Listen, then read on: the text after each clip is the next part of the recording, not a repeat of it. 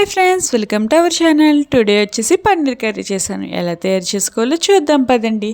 ముందుగా stove on చేసుకుని pan పెట్టుకుని 2 టేబుల్ స్పూన్ ఆయిల్ వేసుకుని సన్నగా తరిగిన ఉల్లిపాయలు, సన్నగా తరిగిన టమాటో వేసుకుని బాగా ఫ్రై చేయండి. లైట్ గోల్డెన్ కలర్లోకి వచ్చే వరకు ఫ్రై చేయండి.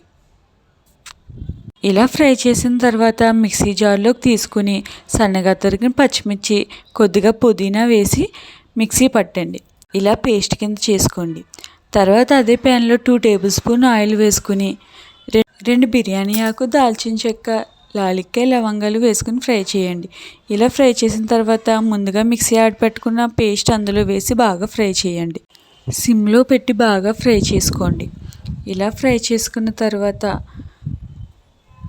1 టేబుల్ స్పూన్ అల్లం వెల్లుల్లి పేస్ట్ వేసుకోండి. పచ్చివాసన పోయే వరకు ఫ్రై చేయండి. బాగా ఫ్రై చేసిన తర్వాత 2 టేబుల్ స్పూన్ కారం, 1 టేబుల్ స్పూన్ ఉప్పు, 1/2 టేబుల్ స్పూన్ పసుపు వేసుకుని బాగా కలపండి. బాగా కలిపిన తర్వాత 1 గ్లాస్ వాటర్ వేసుకోండి. 1 గ్లాస్ వాటర్ వేసుకుని బాగా కలుపుకొని మూత పెట్టండి. ఇప్పుడు పన్నీర్ తీసుకుని మీకు నచ్చిన షేప్లో కట్ చేసుకోండి. ఇలా కట్ చేసుకున్న తర్వాత ఒక 5 నిమిషాల తర్వాత మూత తీసి చూసారు కదా, బాగా మరుగుతుంది. ఇలా మరుగుతున్నప్పుడు ముందుగా కట్ చేసి పక్కన పెట్టుకుని పన్నీర్ అందులో వేసుకోండి. కొంచెం మంది ఫ్రై చేసుకుంటారు, నేను ఫ్రై చేసుకోకుండా చేశానండి.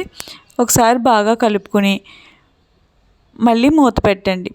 ఒక 10 నిమిషాల తర్వాత మూత తీసి చూసారా, చక్కగా రెడీ అయింది. కొద్దిగా కొత్తిమీర జల్లుకుని గార్నిష్ చేసుకోవడమే, అంతే. ఎంతో టేస్టీ అయిన పన్నీర్ కర్రీ అయితే రెడీ అయిపోయింది.